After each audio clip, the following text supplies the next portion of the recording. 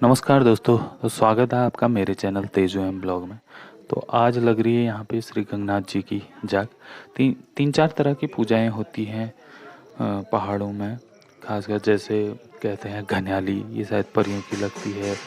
और जागर ये भूतों का लगता है। और जाग भी गंगनाथ जी और अन्य और एक लगती है अभी नॉर्थ कोलजू का लगता है। तो ऐसे तीन चार तरह की पूजाएं होती हैं पहाड़ों में। तो आज ये लग रही है जाग जो है गंगनाथ जी की। तो ये जाग हमारी नहीं है, आए हैं नौतस से। और अभी मेहमान ज़्यादा हैं तो खाने पीने की तैयारी भी चल रही है। तेजू तो खाने भी लगी, पूरियाँ बन चुकी हैं, सब्जी बन चुकी है। तो अब थोड़ी देर में गंगनाथ जी की कथा का शुभारंभ होगा। दोस्तों, जो ये गंगनाथ जी की जाग है या कथा है, ये भी एक प्रेम कहानी ही है। जैसे राजूला मालुसाई की है, वैसे ही गंगनाथ जी और ये भाना की प्रेम कहानी पे है। बहुत ही मार्मिक की प्रेम कहानी है। कहते हैं गंगनाथ जी नेपाल के डोटीगढ़ राज्य के बहुत तेजस्वी राजकुमार थे, जो कि अल्मोड़ा के जोशी खोला की रूपमती कन्या थी भाना। तो उसके आमंत्रण पर नेपाल से अल्मोड़ा दुनिया आ गई। नेपाल के राजा वैभव चंद के घर जन्मे गंगनाथ जी का नाम गंगाचंद हुआ करता था। और जब ज्योतिषियों ने उनकी कुंडली बनाई थी और जब देखा था तो उन्होंने भविष्यवाणी की थी कि गंगनाथ जी एक बहुत बड़े सन्यासी बन जाएंगे। तो जब गंगनाथ जी को अल्मोड़ा जोशी खोला से भाना का निमंत्रण आया था तो वहाँ गए। और वहाँ जाके क्या हुआ, इसी संदर्भ में ये पूरी कथा है। बड़ी मार्मिक कथा है, आगे को बताते रहूँगा। तो यहाँ पर भाई साहब के द्वारा धोनी की पूजा की जा रही है। और इस पूजा करने के बाद गंगनाथ जी की कहानी शुरू होगी। तो कहानी में ये होता है कि अब जब राजा वैभव चंद, जो कि गंगा चंद के पिता राजा वैभव, उनको बताते हैं कि बेटा सन्यासी बनेगा तुम्हारा। तो वो सोचते हैं कि बेटा हमारा सन्यासी तभी बन पाएगा जब इसे ये पता चलेगा संसार में दुख नाम की भी कोई चीज़ है। जब इन्हें मोह माया से ये परे हो जाएंगे तभी सन्यास लेंगे। इसलिए ऐसा करते हैं, इन्हें रखते हैं एक कमरे में बंद, सारे दुख दर्दों से दूर। हमेशा इनके आगे पीछे खुशियाँ ही खुशियाँ हम इन्हें देते हैं। और इनके सामने किसी का न दुख दर्द झलकेगा, न ही इन्हें पता चलेगा कि संसार में दुख भी है। थोड़ी थोड़ी ये कहानी गौतम बुद्ध की तरह है इनकी भी, जो सांसारिक दुख दर्द से परेशान होकर उन्होंने भी संन्यास ले लिया था। तो होता ये है कि राजा गंगनाथ जी को कमरे में बंद रखते हैं, फिर भी उनको संसार के दुख दर्द का पता चल जाता है। वो बहुत परेशान रहने लग जाते हैं कि संसार में इतना दुख क्यों है, लोग इतने परेशान क्यों हैं। बहुत सवालों से वो घिरे रहते हैं। फिर एक दिन गंगाचंद के साथ एक बड़ी अजीब घटना होती है। उन्हें रोज़ सपनों में अल्मोड़ा की भाना बुलाती है सपने में। वो उनको जोशी खोला आने को कहती है, जबकि वो कभी भाना से मिले भी नहीं हैं, कभी उसको देखा भी नहीं है। और फिर भी वो उनके सपनों में आती है। इससे वो बड़े परेशान रहते हैं। उनके मन में बहुत सवाल रहते हैं कि आखिर ये कौन है, ये भाना जो मेरे सपनों में आती है अल्मोड़ा से। तो भाना उनके सपनों में आकर कहती है कि अगर तुम अपनी माँ के लाल हो तो जोशी खोला आकर मुझे मिलो। इस नेपाल में, इस डोटीगढ़ में तुम्हें नहीं रहना है। तो कुछ इस तरह से कुछ वो काव्य में कहते होंगे कि जून में को चल होले जोशी खोला आलय, मरी माँ को चल होले टूटी पड़ी रोले। मतलब अगर वो अपनी माँ का लाल होगा तो यहाँ आएगा जोशी खोला, अगर अपनी माँ का लाल नहीं है, मतलब मरी माँ का बच्चा है, तो वहीं रहेगा। तो इससे क्या होता है कि गंगनाथ जी की नींद खुलती है हमेशा रातों को। और एक दिन रात को सब कुछ छोड़ छाड़ के अपने राज्य से चले जाते हैं। और और अपनी माँ को और पिता को बहुत दुख देते हुए वो अपना राज्य छोड़कर अपने सवालों के जवाब पाने के लिए भटकते रहते हैं। और वहाँ जो नेपाल की काली नदी है उसके आसपास वो हमेशा बैठा करते हैं और उन्हीं सवालों को सोचते रहते हैं।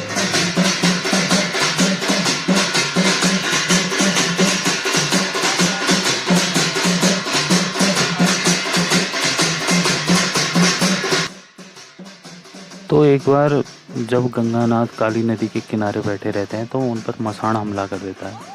तो गंगानाथ जी मसाण का सामना नहीं कर पाते हैं और दुखी होकर भूमिया को याद करते हैं। इतने में वहाँ भगवान गौरिया, जो कि गोलू देवता को गौरिया भी कहा जाता है, जो चितई में हमारे गोलू देवता जी विराजमान हैं, तो उनको याद करते हैं और गोलू देवता गंगानाथ जी को दिव्य शक्ति प्रदान करते हैं।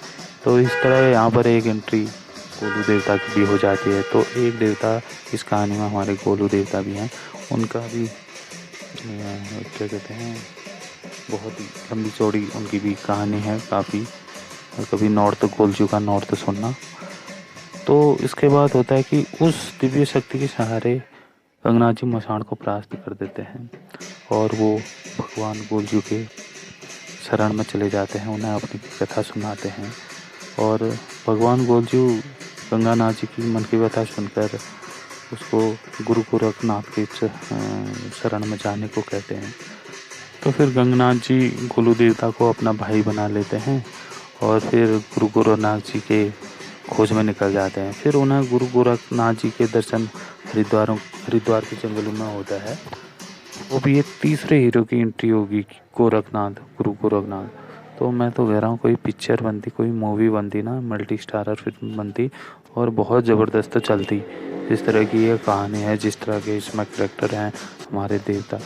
तो होता है क्या है कि गुरु गोरखनाथ जी पहले तो गंगानाथ जी को अपना शिष्य बनाने से इनकार कर देते हैं, लेकिन दूर से आए गंगानाथ जी की जिद के आगे वो भी हार जाते हैं, क्योंकि वो उतनी दूर से आए हैं नेपाल से और गोलू देवता ने भेजा भी है उन्हें उनके पास।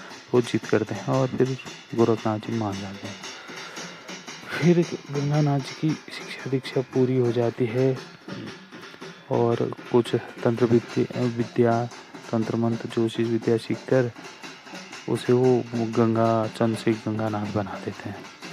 तो गंगानाथ अपने गुरु को भी अपनी मन की कथा बताते हैं कि हे गुरु, मेरा बट हो जाओ, मेरा बताओ ये कुछ ये छोड़ के मेरे सपन में होना है, ये दुनिया में संसार में तो दुख दर्द क्या छू। तो गुरु गोरखनाथ उन्हें कहते कि अपने रास्ते पर चलता जा, समय आने पर तुझे सब पता चल जाएगा। तो गुरु गोरखनाथ से शिक्षा दीक्षा प्राप्त करके अब वो सन्यासी हो चुके थे और सबसे पहले भिक्षाटन के लिए अपने राज्य वापस चले गए और वहाँ अपनी सबसे पहले माँ से उन्होंने भिक्षा ली और उनके माता पिता ने उन्हें काफ़ी रोका राज्य में वापस आने के लिए, बहुत समझाते हैं, लेकिन गंगानाथ जी नहीं मानते। वो कहते हैं मुझे अब मेरा रास्ता मिल गया, मुझे मत रोको। तो अब यहाँ पे भी कथा शुरू हो चुकी है, जाग लगाना शुरू कर दिया है। तो हम अपनी कहानी आगे बढ़ाते हुए शुरू करते हैं। तो फिर इसके बाद क्या होता है कि गोलू देवता ने भी गंगानाथ जी को अपनी दिव्य शक्तियाँ दी थी, जिससे गंगानाथ जी लोगों में अगर कोई बुरी छाया पड़ी है, कोई मसाण वगैरह कुछ या बेताल, इनको परास्त करके लोगों को उन कष्टों से मुक्त करते थे, जिससे लोग उनका काफ़ी गुणगान करते थे। इस सब के बावजूद भी गंगानाथ जी को कहीं भी सुकून नहीं मिलता, क्योंकि उनके सपनों में रोज़ वही भाना आती थी जो उन्हें बुलाती थी, ताने मारती थी कि तू यहाँ नहीं आ सकता, तो अपनी माँ का बेटा है तो यहाँ आके दिखा। तो जो उन्हें बिल्कुल भी पसंद नहीं। इस सपने के कारण गंगानाथ जी एक स्थान पर कभी रम नहीं पाते थे। वो हमेशा परेशान होकर अपनी मुरली बजाते रहते थे और गांव-गांव घूमते रहते थे और लोगों का कल्याण भी करते थे जहाँ जहाँ वो जाते थे। तो एक दिन घूमते घूमते गंगानाथ जी जोशी खोला पहुँच गए। वहाँ की महिलाओं को बताते हैं कि वो नेपाल के टोटी राज्य के राजकुमार गंगाचन हैं। जोशी खोला की जो भाना थी वो उनको रोज़ सपनों में बुलाती थी। तो मैं उसको ढूंढने के लिए यहाँ दर बदर भटक रहा हूँ, ऐसा वो वहाँ की महिलाओं को बताते हैं। तब महिलाएं बोलती हैं कि रूपसी भाना आपके इंतज़ार में पलके बिछाई बैठी है। वो रोज़ आपका रास्ता देखती है और बोलती है कि मेरे गंगू आएंगे उससे मिलने एक दिन। यह सुन गंगनाथ जी भाव हो जाते हैं और उनसे बोलते हैं कि क्या आप मुझे भाना के गांव का रास्ता बता दोगे। फिर वो इस तरह उन्हें अपने साथ ले जाते हैं भवां के गांव में। गंगनाथ जी को गांव के मंदिर में रोकते हैं। फिर वो भाना के पास जाती हैं। भाना को बताते हैं कि तेजस्वी जोगी आए हैं गांव में और अपने आप को टोटिका राजकुमार गंगाचंद बता रहे हैं और वो बता रहे हैं कि मैं अपनी प्रेयसी भाना से मिलने आया हूँ। तो भाना के बारे में कहा जाता है कि वो अल्मोड़ा जोशी खोला राजा के दीवान किशन जोशी की बहू थी। तो यहाँ पर कहानी में एंट्री होती है कहानी के विलन की, जो है किशन जोशी जी।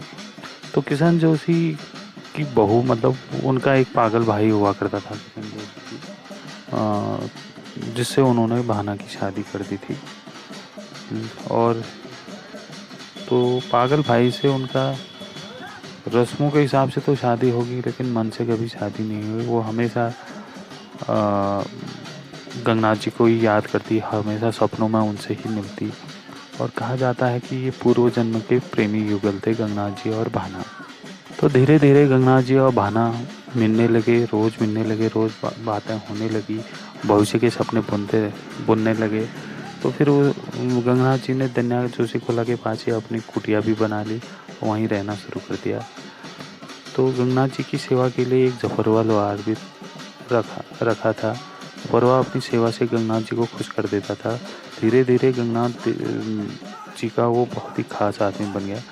धीरे धीरे भाना और गंगनाथ जी का प्रेम भी परवान चढ़ने लगा और दोनों का रोज़ मिलने का सिलसिला शुरू हो गया और ये खबर सारे गांव में फैल गई। तो किशन जोशी को भी खबर पहुंच गई कि भाना गंगनाथ जी से मिल रही है। तो इसलिए वो अब गंगनाथ जी को मारने की योजना बनाने लगे और उन्हें पता था कि गंगनाथ जी को गोरखनाथ जी का अस्त्र शस्त्र मंत्र सब विद्या उनके पास है। गोलजू ने भी उन्हें अपनी दिव्य शक्ति दी है, इसलिए वो गंगनाथ जी से आमने सामने की लड़ाई में नहीं जीत सकते थे। इसलिए उन्होंने गंगनाथ जी को छल से मारने की योजना बनाई। तो फिर किशन जोशी और उनके सेवक जो होते हैं वो होली के दिन भांग में विष मिला के गंगनाथ जी को पिला देते हैं और फिर उनके सारे अस्त्र वस्त्र सब निकाल के जो दिव्य शक्तियों से युक्त होते हैं उन्हें निकाल कर अलग कर देते हैं और उनकी हत्या कर देते हैं। भाना और जफरवा लोहार भी गंगनाथ जी को बचाने की कोशिश करते हैं, लेकिन वो बचा नहीं पाते और गंगनाथ जी को बचाने की कोशिश के जुर्म में गांव वाले जफरवा को भी मार देते हैं और कहते हैं कि उस समय भाना गर्भवती थी। गंगनाथ जी की हालत देखकर भाना बहुत ही दुखी होती है और रोते रोते श्राप देती है। तो भाना कहती है कि ये गांव का विनाश हो जाए, ये सूख जाए, यहाँ अकाल पड़ जाए। तो फिर उसके बाद गांव वाले भाना को भी मार देते हैं और तीनों के मारे जाने के 3 दिन बाद ही गांव में कोहराम मच जाता है। लोगों के पालतू जानवर मरने लग जाते हैं, लोग पागल होना शुरू हो जाते हैं, लोग बीमार हो जाते हैं।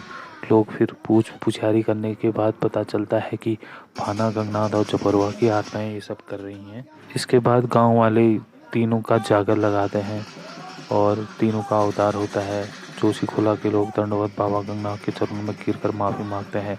तब गंगनाथ देवता आंखों में आंसू और मुस्कान एक साथ लेकर कहते हैं, रे सौकार, मेरी की गलती छी, मेरा तो पूरा परिवार उजाड़ दे। मैं गंगनाथ छरे गंगनाथ, खुशी होना तो फुल फुलारी कर दूं, नाराज है क्यों तो शमशान कर दूं रे।